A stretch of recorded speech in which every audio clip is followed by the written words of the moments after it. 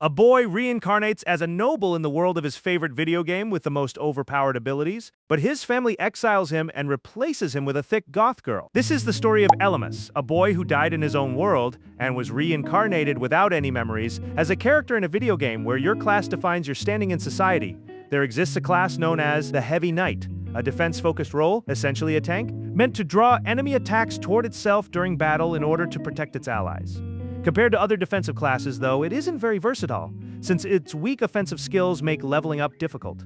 As a result, it's widely regarded as an unfortunately flawed class. Several years have passed, and Elymas is about to undergo the ritual of the divine blessing as heir to the Edvon family. Among those present is his father, who tells him not to worry, since after all, he is his son. With that, the priest begins the ritual. A magic seal surrounds Elymas's body, and the priest calls out Baptisma, a divine spell that will grant our protagonist his class. Elymas, meanwhile, thinks that he's already experienced this before, though he tries to recall when, perhaps even before he was born. Then he remembers he had been obsessed with an online virtual reality game called Magic War, and this world is exactly like it. Realizing he has just been reincarnated, he assumes he'll come out on top this time around, since he already knows the game inside and out. All he hopes for now is the luck to get his favorite class considered the most broken one in the entire game. Just as he makes his wish, the ritual comes to an end. Elymas checks his stats and discovers he got exactly the class he wanted. Heavy Knight. Thrilled, he announces it to his father, who reacts with shock, asking if he perhaps means Swordmaster instead. Our protagonist doesn't understand why everyone around him is reacting this way. But then it hits him. The shock of his past life memories caused him to misunderstand how this realistic version of Magic World actually works. Here, simple, powerful classes that grow quickly in stats are praised and valued, while classes like Heavy Knight, which take far too long to develop, are looked down on, mainly because no one has properly tracked how these classes progress over time. Elymas grows nervous, but his father grabs his hand to confirm it for himself. Seeing the Heavy Knight class, he demands to know why his son ended up with something so pathetic. On top of that, his stats are low across the board, and none of his attacks stand out in any way, marking it as a defective class. Elymas asks him to calm down and tries to explain its advantages: enormous HP and defense that no other class can match. His father doesn't care in the slightest and strikes his son in disgust. Everyone present watches the scene in fear. The only small mercy is that it didn't happen in public, which would have been the family's greatest humiliation. Just then, footsteps approach the hall. A black-haired, red-eyed woman in armor walks in. Everyone remarks on how beautiful she is, though some wonder who she could be. We learn she's the daughter of a secondary branch of the Edvon family and a childhood friend of Elymas. Due to their difference in status, she and Elymas haven't spoken in 5 years, but now she has come to undergo her own divine blessing ritual, though this fills Elymas with a bad feeling. As the ritual begins, everyone falls silent, and once it's done, Malice checks her stats and finds she has received the Swordmaster class. This shocks everyone, especially when she apologizes to Elymas for having taken all of his talent for herself. His father immediately praises Malice for her class and declares that from this moment on, she will be his daughter and heir. To make matters worse, Malice laughs at Elymas, telling him he could never have handled the burden of being heir anyway. With that, the king orders Elymas to leave, declaring that he no longer considers him his son, since a Heavy Knight would only bring shame to the Edvon name. Everyone present sides with the king and Malice, praising his wise decision and leaving Elymas standing alone. He tries to reason with his father, explaining that his class could make him the strongest of them all, but his father won't listen, ordering him to get out and never show his face again, warning that if he ever speaks the family name again, he'll be beheaded. With that, he leaves with Malice, who keeps laughing in Elymas's face the whole way out, every bit the spoiled brat she is. Later, Elymas is thrown out of the mansion. The butler apologizes for not having done anything to help and hands him a few coins to get by, while Malice watches him go from the window, thoroughly pleased with herself. The scene shifts to the city of Rondalm, a place known for being packed with adventurers. Elsewhere, a small, upbeat jester is excited to take on some quests, though the other two members of her party, a redhead and a pale-haired woman, treat her with contempt, leaving her discouraged. Meanwhile, our protagonist arrives in the city. After renting a room, he sits on his bed thinking about what a piece of garbage his father is for putting him through hell. In the end, he lost his house, his family, and his old life. But looking on the bright side, he still has the Heavy Knight class, supposedly the strongest one in this world. With that thought, he takes a look around, realizing that this world's history, setting, and even its cities don't match the game at all. Because of this, he decides to investigate further. First, he decides to test out his class and abilities, checking his stats in hopes that Heavy Knight is still as broken here as it was in the game. He goes through each panel one by one, confirming everything is exactly the same. Next, he turns to the skill tree. It's explained that this determines which skill branches to invest in, and he currently has 5 skill points, the initial bonus points granted upon receiving a class, with 1 more gained per level. It's mentioned that it wouldn't be an exaggeration to say that how you allocate these points determines your entire fate. There are 2 types of skills, fixed skills tied to each class, and skills assigned randomly when the character is created. Among his choices, Heavy Armor Oath is the only fixed skill, and it's considered the worst skill tree for the Heavy Knight. In truth, though, it's decently strong, just difficult to use, and many of its skills have limited applications. Defensive Reinforcement, meanwhile, is a fairly useful tree that grants no active skills but boosts defense. Finally, there's Basic Swordsmanship, which evolves into Advanced Swordsmanship with special equipment once fully maxed out. Without overthinking it, he puts all 5 skill points into Heavy Armor Oath, immediately leveling up that tree and gaining 10 extra defense points along with a new skill, Wall Reflex. Elamos is thrilled, convinced everything will work out. The scene shifts again, showing him fully equipped at the entrance to a forest, ready to begin his life as a knight, and after walking for several minutes, comes across a beautiful, calming lake. After taking in the view for a moment, he continues along the forest's various paths until he suddenly hears something rustling in the bushes. A frog jumps out. When he spots it, Elimas checks its stats, but the frog immediately lunges to attack. He draws his sword to prepare, but doesn't end up needing it, instead using his skill Wall Reflex, a barrier that both defends him and strikes back at the frog, finishing it off without any trouble. This levels him up from level 1 to level 2. It's explained that Wall Reflex is a common skill. It nullifies any enemy attack as long as it's melee, and deals damage equal to the user's defense stat. From the frog, he gets a level 2 magic stone. It's not worth much, but he keeps it just in case, until he hears someone calling for help. Elimus rushes toward the sound and quickly runs into the adventurer, also noticing that the forest is swarming with frogs. Elimus tells him he'll handle it. The fleeing adventurer, begging for his life, asks if he's really sure he can take them all on. Even imagining Elimas must be some famous figure given how confident he seems. Elimas answers that he's not, in fact admitting that he only leveled up for the very first time today. Hearing this drains what little hope the adventurer had left after all. How could you trust your life to someone clearly weaker than you? It makes no sense to him that a total beginner could take down so many monsters, and he doubts even that heavy armor will be enough to protect Elimas from all of them. Elimas, for his part, stays completely calm. He explains that Wall Reflex isn't a perfect skill. The damage the wall deals when defending is equal to the user's own defense stat. So your defense absolutely has to be higher than the enemy's attack power for it to work.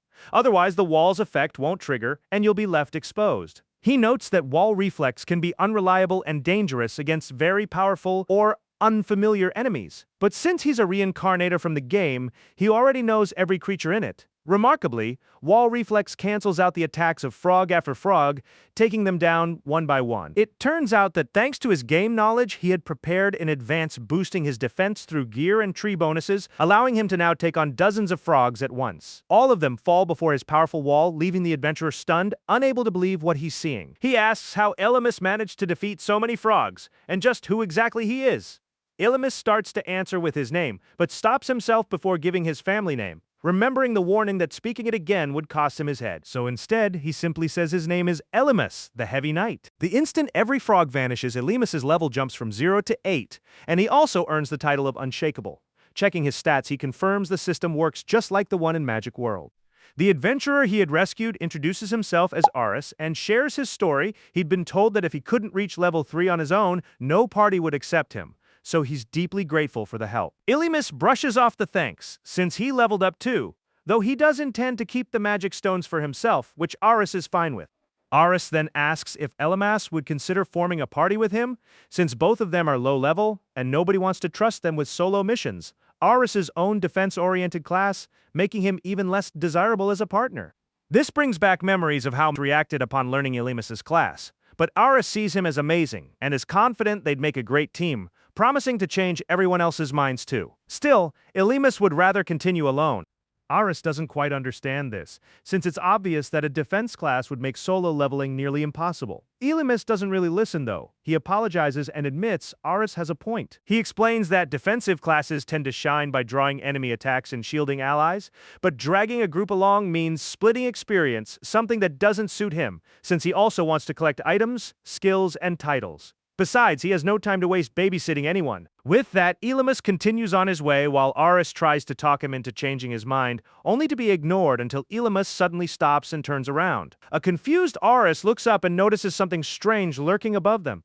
Suddenly, a giant spider drops from the trees and charges at them. Aris collapses to the ground, frozen with fear. Elymas checks its stats and discovers it's an Arveep, a monster with double his current level, putting him at a clear disadvantage in both level and abilities, especially against its slowing poison and flaming claw attack. Elymas considers different ways to neutralize it, but concludes none of his defensive options will really help. Rotten luck. Still, Aris gets back up and, despite his fear, offers to buy time. Noticing this, Elymas reassures him and moves toward the monster. With Aris shouting encouragement, Elymas opens his stats and invests the points he's earned into his branch, gaining the disarm skill, which temporarily reduces an enemy's attack by 20% on a successful hit. The fight begins as the spider lunges at him, but Elymas dodges. The spider then starts rolling, bouncing off the trees before slamming its legs down. Elymas evades again, and while blocking and deflecting each attack, notes that he's already read its attack patterns and range, so it won't get the better of him so easily. The spider slams a leg into the ground, forming a magic circle, then prepares a second spell from above and fires a poison beam at him. Rather than dodge, Elymas decides to tank the hit like a proper tank should. The spider's blast pushes him back slightly, but in that same moment, Elymas lands a disarm, slicing one of its eyes. The cut itself does no real damage, but it should weaken its attack.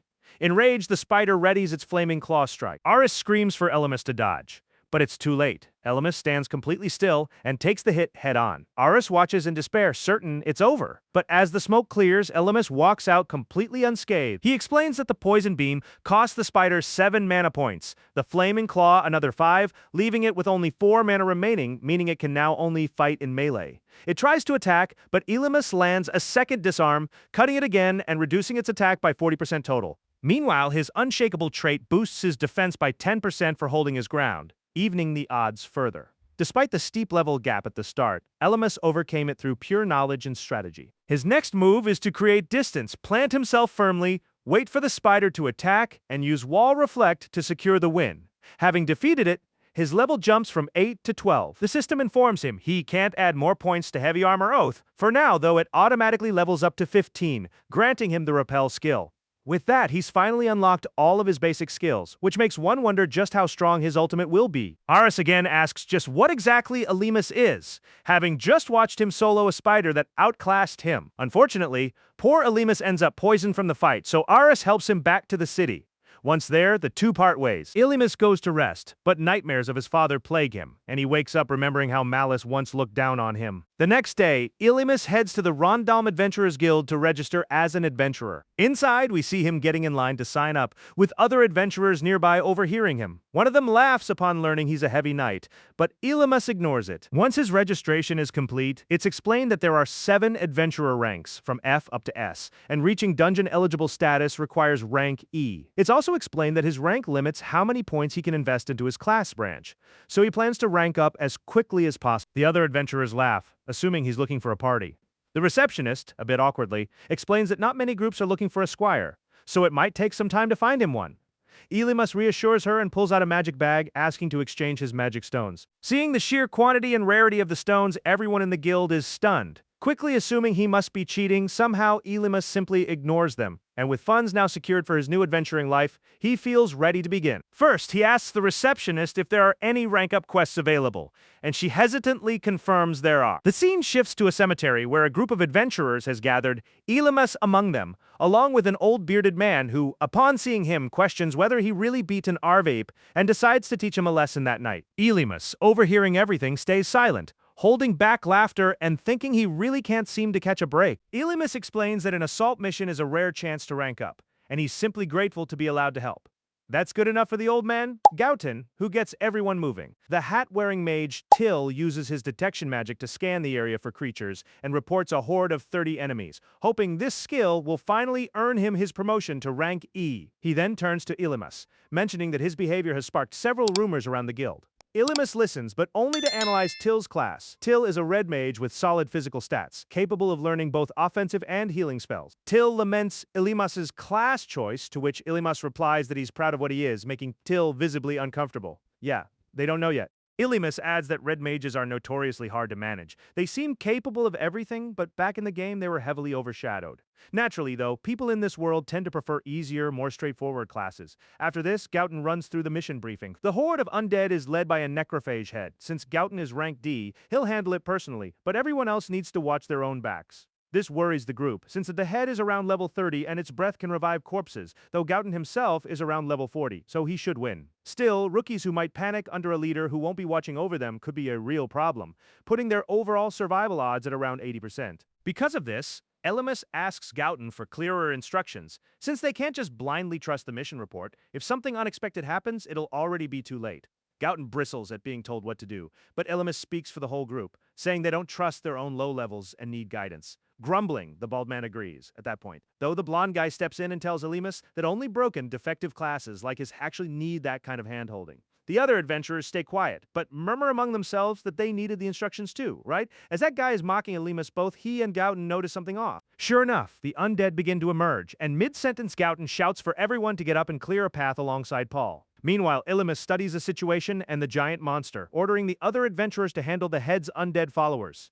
They flatly refuse, worried they'll get surrounded and killed. The Heavy Knight sympathizes. None of them have ever faced a horde like this, let alone terrifying undead without any real instructions. As the zombies keep pouring in, Elymas orders them to form teams of 3 so they can watch each other's backs. They agree, but ask what he plans to do. Elymas says he'll pull the zombies' attention until they can regroup. One of them doubts he can manage that alone, being a slow Heavy Knight. Just then, an undead appears behind him with unsettling speed. It reaches him and tries to attack alongside others, rushing him at once, but one by one, Elymas repels and disarms them. He follows up with Wall Reflect, sending the zombies flying. He tells the group not to worry, he'll keep drawing the undead's attention, but to alert everyone immediately if anything unexpected happens. He continues clearing zombies, and the rookies watch in awe as he single-handedly takes on the horde, leveling up to 16 in the process.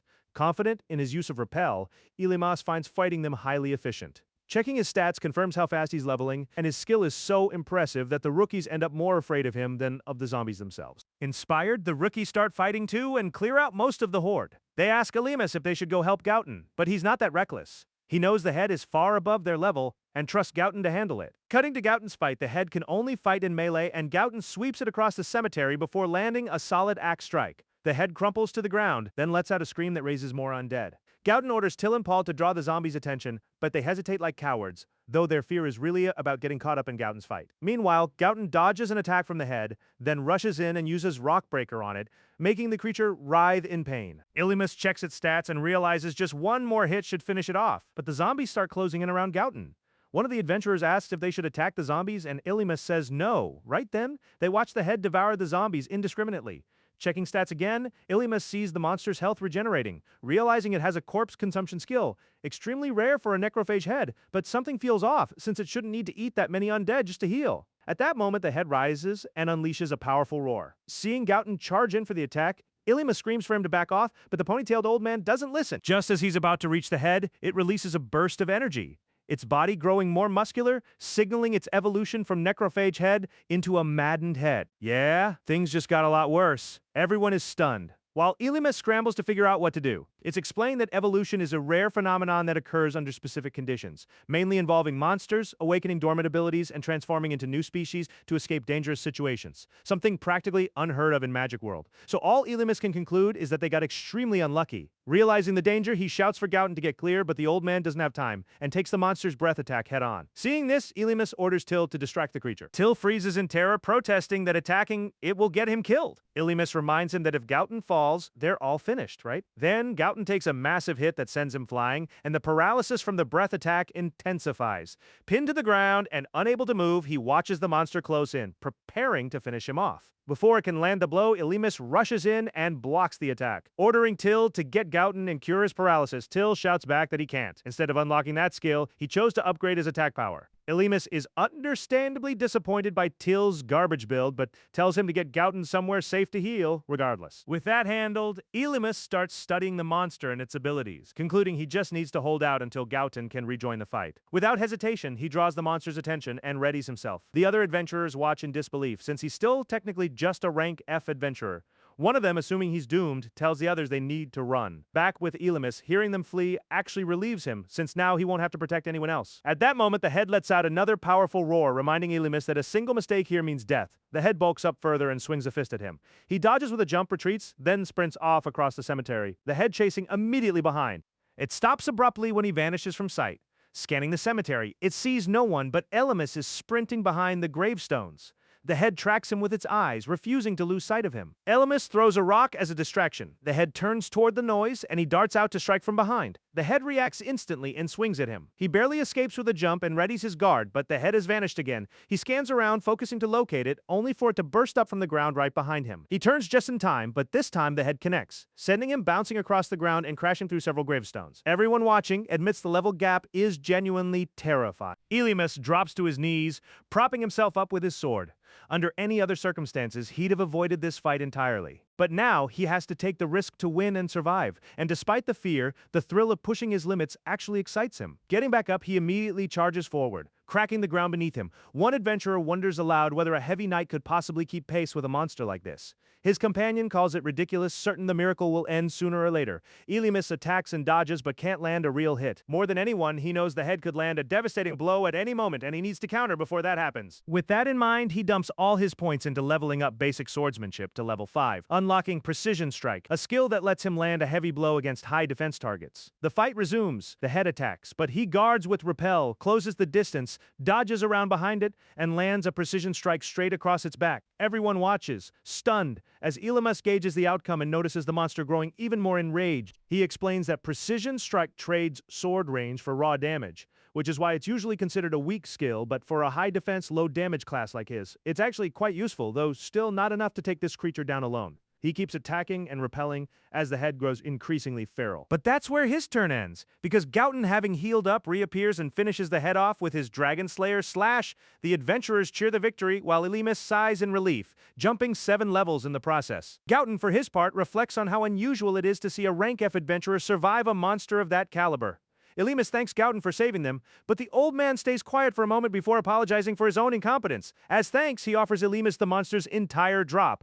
Looking at the magic stone, Elymas assumes it's worth a fortune and asks Gauten if he's sure. Gauten confirms it, though. He pauses thoughtfully when he sees the shield. The monster dropped. Elymas asks if he wants it instead. Gauten declines, reaffirming his decision to hand everything over, though he can't resist checking the item's description. Reviewing it, Elymas discovers it can block attacks and boost the power of his next strike, and that it's worth 3 million gold. Catching the bald man's attention later, Elymas talks to Gauten about his promotion.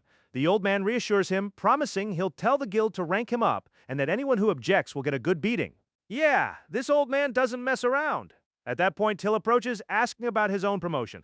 Gauten's attitude shifts entirely, calling out how cowardly Till was for freezing up in fear. Disappointed, he orders Till to go complete more missions. Defeated, Till slinks off, but not before glancing back at Elymas.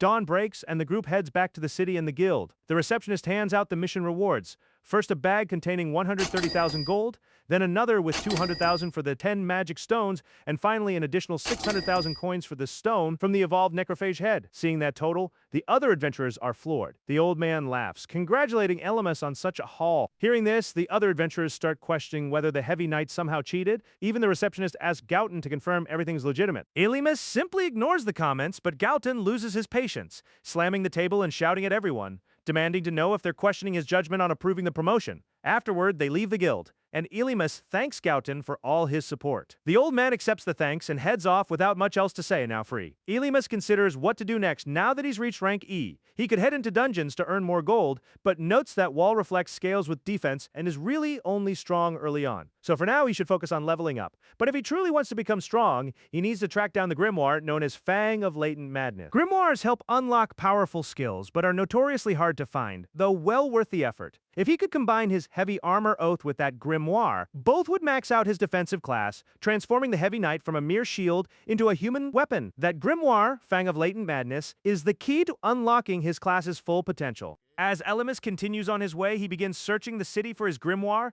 stepping into a shop for adventuring supplies lined with shelves of potions and other gear. He buys 3 healing potions for 72,000 gold, a price far steeper than in the game. While there, he asks the shopkeeper where he might buy grimoires, since he hasn't come across a single store selling them so far. He mentions that without that grimoire, continuing to fight with his class would basically mean playing through a tutorial forever. The shopkeeper looks at him confused and asks if he only recently got his class, explaining that buying and selling grimoires is actually illegal. While people are allowed to use any grimoire they acquire, the Adventurers Guild is required to hand all recovered ones over to the nobility and the church. This crushes Elimas, since grimoires are already hard enough to find as it is, and it would only make sense for someone to sell them in the game. Nobles were important too, but here they've taken it to an absurd level by banning sales outright, which makes it far more likely that a noble family, Edbach, monopolizes the rarest grimoires, meaning he'll probably never get his hands on one. Taking pity on him, the shopkeeper gives him the address of a store that deals in loot stripped from corpses. The guild knows these shops exist, but looks the other way as part of some arrangement. What's more, a fallen adventurer's belongings don't go to their family. They're sent straight to the nobles, who pay next to nothing for a grimoire that costs someone their life. Ilimas feels sick hearing this. Before he leaves, the shopkeeper asks him not to tell anyone she gave him that information. Leaving Ilimas even more determined never to mention he's technically noble himself, he crosses the entire city until he finally reaches the shop. Walking in, he's hit with thick, suffocating smoke, but after looking around, he confirms the place does have grimoires. Out of nowhere, an old woman appears and tells him to leave, making it clear the broken grimoire shop isn't meant for novices like him, though she does let him browse the ones on the shelves anyway. Ilimas picks up a basic archer grimoire and, checking it over, finds it costs 2,500,000, far more than in the game. He realizes prices have skyrocketed because the nobles have been hoarding them. The old woman mentions she sells this one for 3 million, which stuns him, but she explains the price reflects the risk involved in acquiring it. He briefly considers selling his demonic shield, though he doubts it would cover a grimoire this rare. Yeah, he's basically broke, but it's not the end of the world. After going through nearly every grimoire in the shop, he finds one that's essential to his class's skill tree. Excited, he approaches the old woman and asks the price. She names 50 million, leaving his jaw on the floor. With no other option, he asks her to hold it for him until he can come back with the money. She agrees without hesitation, but demands an extra 5 million on top. Back out on the street, Ilimas tries to figure out how to raise that kind of money, since it's roughly 60 times what he earned from the headhunting mission. He notes that the only people who'd even want the Fang of Latent Madness are heavy knights and death-defying combat addicts. And given how rare it is, the price is absurd. His first option is farming rare chests in dungeons, but that means constantly fighting enemies, which isn't exactly a heavy knight's strength. His second option is grinding weak monsters, but that would take way too long. Other options include improving his swordsmanship or picking up grimoires that develop his skills further, but those would become worthless once he gets his hands on the real grimoire, effectively wasting his points and leaving him even more frustrated. He also considers that heavy knights aren't in high demand, but after the headhunting mission, word may have spread and someone might actually want to team up with him. Right then, he overhears an adventurer bragging about finding a bloodstained sword, which he plans to sell for 2 million. Within that adventurer's party is a jester. Without her, they wouldn't have gotten the sword in the first place, though the other two members are ignoring her entirely. Ilimas identifies each of their classes: a swordsman, a thief, and the jester as a Pierrot. The swordsman cuts in, reminding her that the sword only dropped after countless dungeon runs, so he doubts it had anything to do with her. The jester concedes the point somewhat, but asks that they keep running more dungeons so they can see just how much she's actually helped. The swordsman, however, tells her she's out of the group and won't be getting paid. The jester goes pale, pointing out that just like them, she risked her life fighting on the front lines, asking that they at least give her a tenth of the earnings. The swordsman considers it, then says that even if she takes risks, her attacks don't actually do anything. She just scatters a few hits and nothing more, dismissing her as dead weight. On the verge of tears, she counters that if she doesn't have more skills, it's because she distributed her points exactly the way he told her to.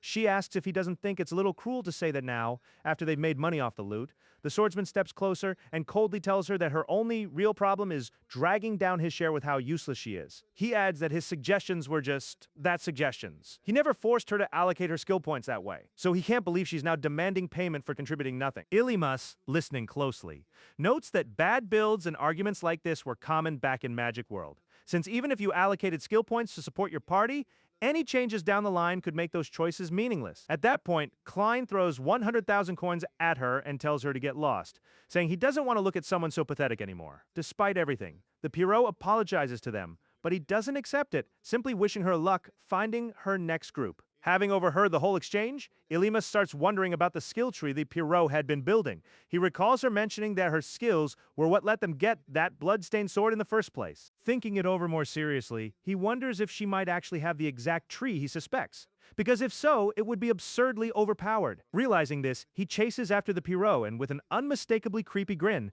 asks her to form a party with him, leaving both her and her former teammates completely stunned, offering an 80-20 split of earnings. Rusha assumes the 20% must be for her and protests it's too little, even though she'd been begging for just 10% before. Ilimas clarifies that the 20% is for him and the 80% goes to her. Her ex-teammate scoffs, calling this nonsense, but before the negotiation goes any further, Rusha timidly asks Ilimas if he could let go of her hand. Right then, the swordsman cuts in, demanding to know who the hell Ilimas even is. Ilimas introduces himself and explains that he overheard their whole argument about kicking Rusha out, and since she's free now, he wants to recruit her. The swordsman laughs it off, calling him crazy, pointing out that Rusha is terrible in combat and can't level up the normal way. None of that matters to Ilimas, since he already knows the other advantages she brings. Irritated by his stubbornness, the swordsman says, fine, he can keep her. Rusha was never anything but dead weight for the team anyway. Ilimas replies that he doesn't need anyone's permission to take her with him. This angers the swordsman, making both Rusha and the thief visibly nervous about what might happen next. The swordsman steps up, standing right in front of Ilimas, and points his sword at him, demanding to know his level, and whether he's already with the group.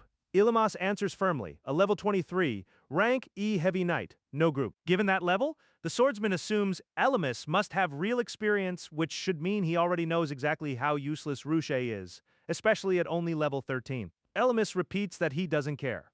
The thief, Reese, calls Klein over, pointing out how strange it is for a rank E to want someone like Rusha, suspecting she might have skills they simply never noticed. The swordsman still doubts she's useful, and doesn't believe a heavy knight could reach that level without a party, figuring it's probably safest to just hand her off to someone else so no one suspects they dumped her. In this touching moment, Klein sarcastically applauds Rusha on her new group, then kicks the coins on the ground toward her, calling it her farewell gift. The Pierrot reaches to grab them, but Ilimas stops her, turning to Klein and telling him to pick them back up himself since it's rude to leave coins scattered like that, and calling it a gift is a bad joke anyway. He then tells Rusha they should get going. She hesitates since it really is a lot of money, but Ilimas advises against taking it, since it would leave her owing a favor to trash like them. This irritates Klein, who simply sends them off with a string of insults. As our protagonists walk away, Klein is about to leave too, but Reese asks if she can keep the coin.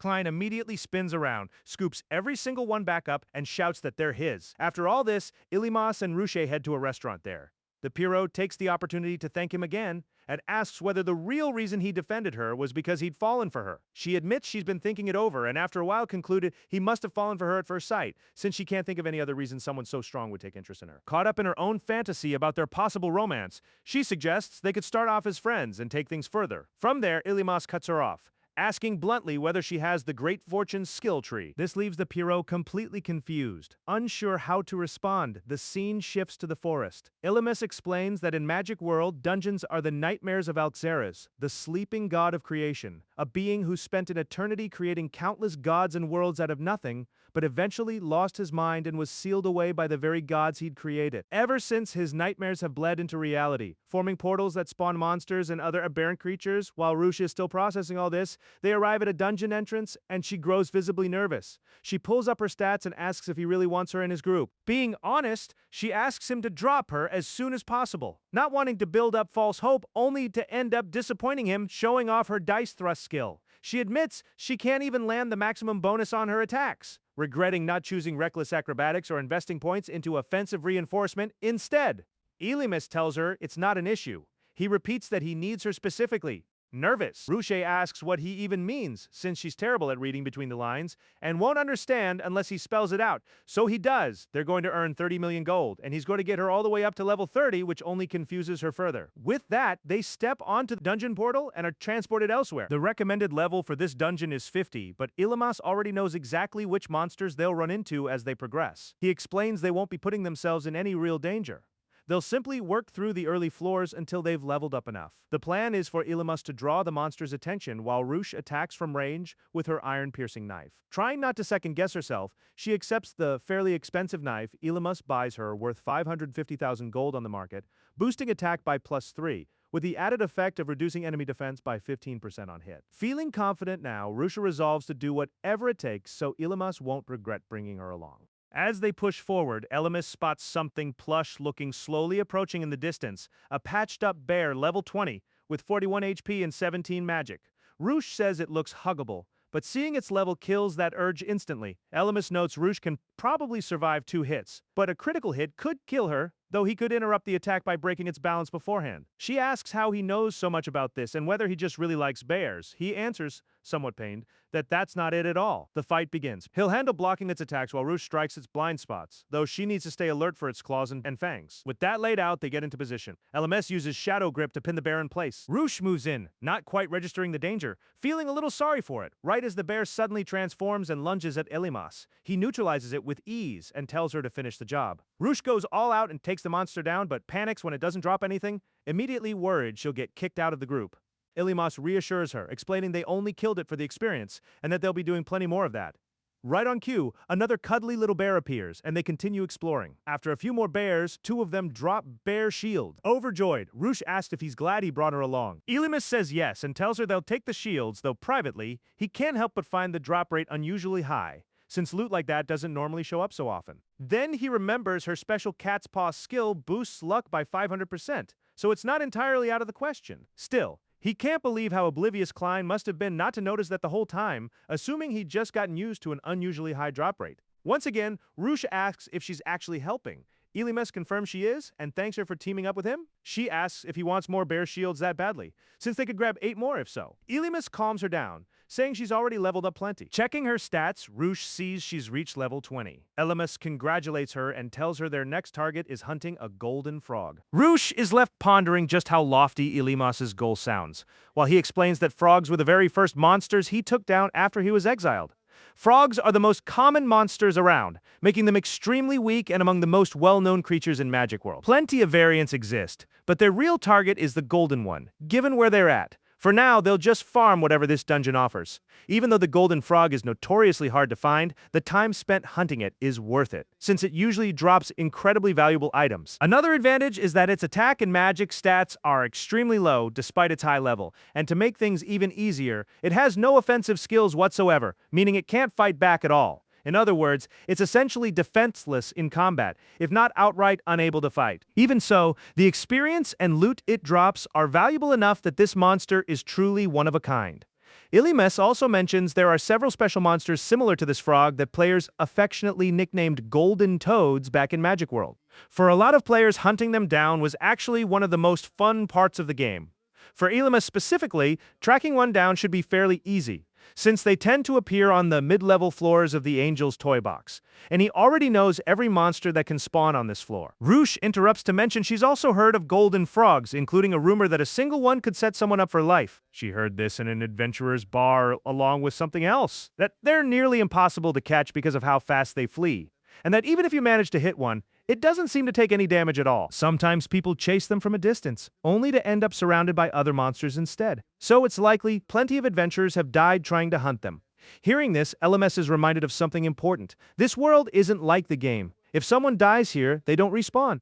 That's why most people prioritize survival and avoid the risk of chasing the frog altogether, even though the frog can't defend itself. Its speed and defense stats are absurdly high, and it's completely immune to elemental attacks, status effects, and any negative effects, basically indestructible. With all that in mind, Roosh asks what they could possibly do about it. She recalls that her knife is effective against high defense monsters, but even that wouldn't be enough to so much as make the frog limp, adding that its speed alone would make it impossible to even get close. Ilimis agrees. The frog's speed sits at 67 points and its defense at 200, meaning the knife's 15% bonus penetration wouldn't do a thing. Even though Roosh's Pyro class is fast, the frog is still twice as fast as her and 3 times faster than Ilimas. Not even his wall reflect would land a single point of damage. Giving all this, Roosh asks if he really thinks this is possible. Ilimes tells her not to worry, since he already has a plan. The frog's extreme defense is actually its weak point. She asks if he genuinely has some attack that could hurt it. He simply smiles and tells her he's counting on her. She asks, surprised, if she's really the one who'll handle this. He confirms it. After all, she should have 8 new skill points from leveling up just now, which he wants her to put into the Reckless Acrobatics branch, unlocking 2 skills that are key to his strategy. Roosh thanks him for having so much faith in her, but doubts she can actually pull it off. Right as she says this, a gift box monster leaps toward them. Ilimes reacts instantly, repelling the attack. He immediately tells Roosh to run. She asks if they shouldn't finish it off instead. Ilimes says no, it's not their target, and fighting it would just draw in more of the same monsters. As they retreat, Roosh asks if they're really only going to focus on the golden frog, since with their skills and knowledge, they could easily take down other monsters to level up too. Illimus explains that hunting golden frogs is genuinely their best option at their current level, at least once they're sure nothing's still chasing them. He admits he already expected they wouldn't find one right away, but he's confident that if they search all day, they might find as many as two. Roosh is stunned hearing this, unable to believe just how rare they really are. Illimus assures her they're worth every bit of the time and effort, but tells her not to hesitate to speak up if she starts feeling overwhelmed or frustrated. She reassures him she was just asking out of curiosity, then declares with determination that they'll hunt 1,000 golden frogs. Yeah, as if that were even possible. Just as she says this, she spots a golden frog. Illimus is genuinely stunned they found one so soon, since it was supposed to be far harder than this. Nervous, Roosh turns to him and, struggling to get the words out, tells him they found one. He calms her down, reminding her they need to stay composed if they want to win this. She starts taking slow breaths in and out. Illimus reminds her that she used her 10 points to bring Reckless Acrobatics up to level 10, unlocking the 2 skills essential to their win. In his plan, he'll be waiting for the golden frog to turn around. But it's up to Roosh to make it turn toward him, meaning everything hinges on her, which only ramps up the poor jester's stress to help her settle down. Illimus tells her it's fine even if she messes up. She takes another breath and mentally locks in on her role. We learn that the golden frog can sense enemies within 4 meters, and this dungeon's corridors happen to be exactly 4 meters wide, making it impossible to flank around. But there's a key detail.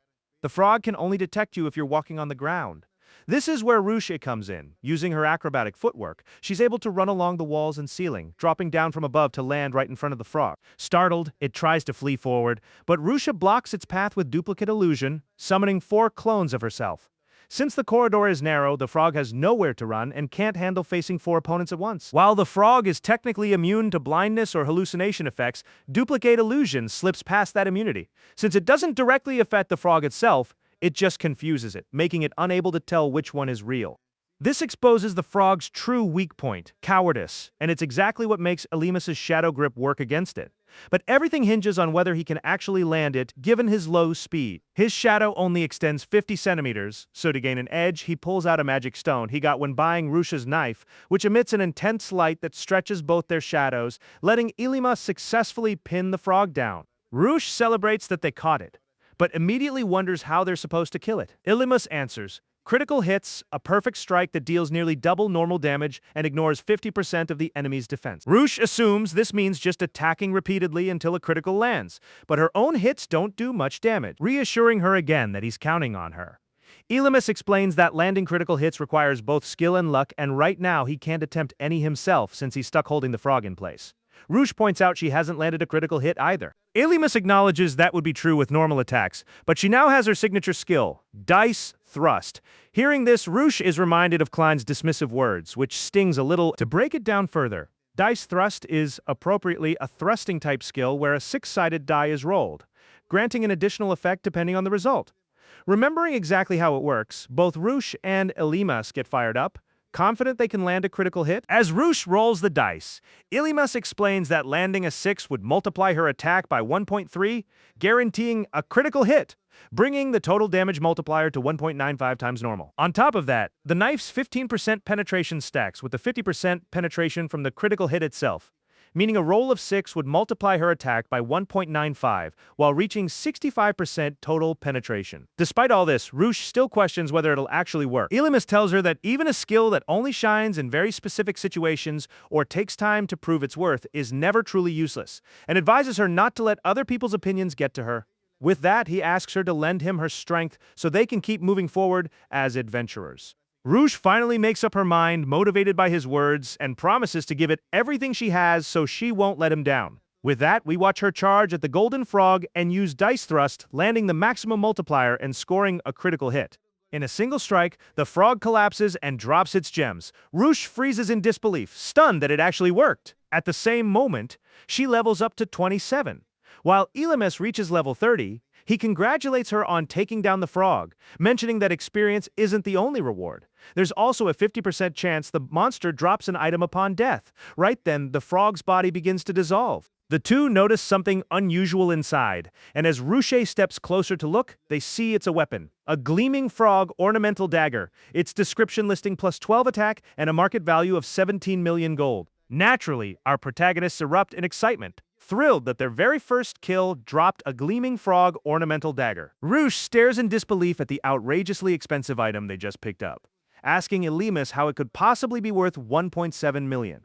But he points out she miscounted and missed a zero. Recalculating, she realizes it's actually 17 million and nearly faints on the spot at such an absurd number, especially since she'd just been arguing over 2 million, and a discounted 2 million at that. Once she calms down, she still can't believe they landed an item like this on their very first attempt, and worriedly asks if carrying something this valuable makes them an easy target.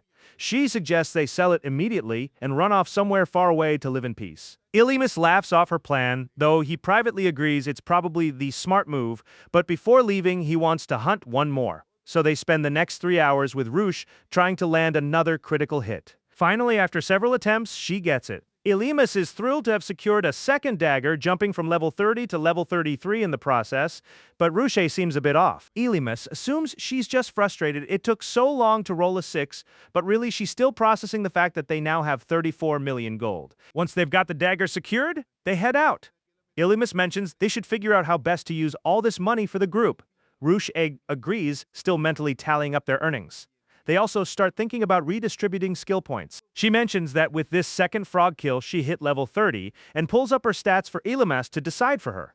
He tells her she shouldn't just hand that kind of trust over so casually. She brushes it off, saying it's fine with him specifically. Since it was thanks to his help that she leveled up in the first place, she wouldn't even mind if he exploited her or kicked her from the group. Something Elemis obviously has no intention of taking advantage of. Then Roosh's expression shifts. She looks off to the side, saying she heard a voice. Turning, she asks Elemis if he heard a baby crying just now. He goes quiet for a few seconds before realizing what it must be. A wandering Roosh startles at the word. Elemis explains that a dungeon boss, or Waneric boss, has its heart normally hidden deep within the dungeon, but sometimes it wanders out into the rest of the dungeon. Rook panics, asking if the recommended level for this dungeon's Waneric boss wasn't 50, because if so, they're in serious trouble. Elemis reassures her that if they act carefully, they won't get pulled into it. They just need to move away from the voice and head straight for the exit, since the Waneric boss won't follow them outside. Relieved, Roosh agrees they've still got a shot. Elemis also tries to steady himself, convincing himself this is the simplest path and that they really can make it home safely. But right in that tense moment, they hear someone screaming for help. In the distance, 2 visibly injured adventurers are stumbling toward them. Roosh immediately rushes to help. Elemis, watching the scene unfold, silently admits to himself that he was naive to think this would play out like a game. With no other choice, he positions himself behind the injured pair and tells Roosh to get them out of the dungeon. This clearly isn't a game. These people's lives are genuinely at risk. Roosh asks if he's sure, since even he can't handle a level 51 Eric boss alone. He reassures her, saying he understands the creature's nature well enough to buy them time. He also reminds her that drawing enemy attention is exactly what a heavy knight is built for. She hesitates over whether to listen right as the creature itself appears. Everyone freezes as the monstrous being approaches. Elemis takes up a defensive stance so Roosh can get the 2 adventurers out. They thank him and hurry off, but Roosh doesn't want to leave him behind. The tinfoil knight is level 40, its HP already at half, but its magic still full. Elemis is grateful for the small mercy of facing it at half health, which prompts Roosh to offer to help finish it together. He refuses, insisting she needs to escape, since this tinfoil knight isn't the actual Waneric boss of this dungeon, just one of its limbs. That means the boss's full body could arrive any moment, and right on cue, 2 more knights appear.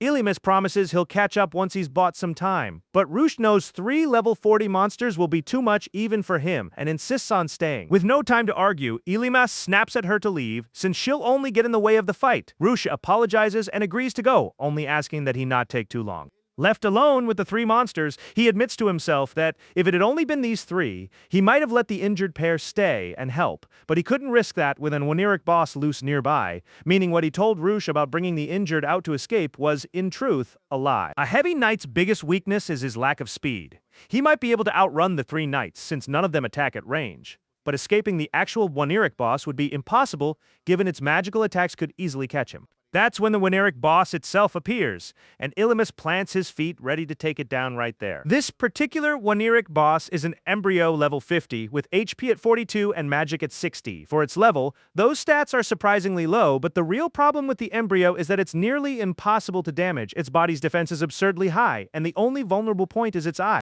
which can only be hit with ranged attacks. Something Elemis doesn't have. Even so, this embryo has one major weakness that Elemis can exploit to win even fighting solo. He raises his heavy armor oath to level 27, unlocking a new skill, Shield Bash, provoking the embryo into engaging him. One of its guard knights charges at Elymas, but he responds with Shield Bash, slamming the toy-like creature into the wall. Shield Bash works by shoving enemies back with his shield, making it especially effective for splitting up a group. With that, he turns to the two remaining knights, using Repel on one and Disarm on the other. Glancing at the embryo, he confirms it won't attack directly or use magic as long as its allies are positioned between them, so he focuses on taking down the tinfoil knights first. He rushes one down, landing a disarm that forces it back. Counting the seconds since his first disarm, he confirms the activation conditions are still met. Right as the tinfoil knight charges again, he triggers Wall Reflex, finishing it off completely. With that obstacle cleared, he shifts his focus to the embryo, only for it to cast a healing spell, regenerating the remaining tinfoil knights. Seeing this, Elymas scrambles for a way to eliminate the embryo directly, realizing he can exploit the moment it casts magic to strike its eye. Obviously the most straightforward option. He pulls out a magic stone and hurls it at the embryo. It shatters mid-flight, and the fragments embed themselves right in its eye. This is the Earth Magic Stone skill unique to the patched-up bear. Having successfully distracted the embryo, Elymas tries to use the remaining tinfoil knight as cover to avoid its Sylphid Cut attack. But just as he's about to pull it off, the knight suddenly backs away. Tinfoil Knight had baited him. Clearly thrown off by this, Elymas wonders if these things are actually learning his patterns, recalling that in Magic World, ordinary creatures were never capable of adapting to Shield Bash like this. While he scrambles for a solution, the embryo finishes regenerating and immediately unleashes its Sylphid Cut skill. Elymas has no choice but to brace for the hit, but the attack's power overwhelms him completely. Collapsed on the ground, he feels his body refusing to respond, stunned by the impact. The tinfoil knights close in, and just as they're about to land the finishing blow, Elymas suddenly vanishes from the spot. It's Roosh who's come back to save him. And that's it for today's episode. Comment the word boss to let me know you made it all the way to the end. Make sure to watch the full video because it really helps the channel grow. Give it a like, subscribe, and hit the notification bell so you don't miss any new videos. See you next time. Bye-bye!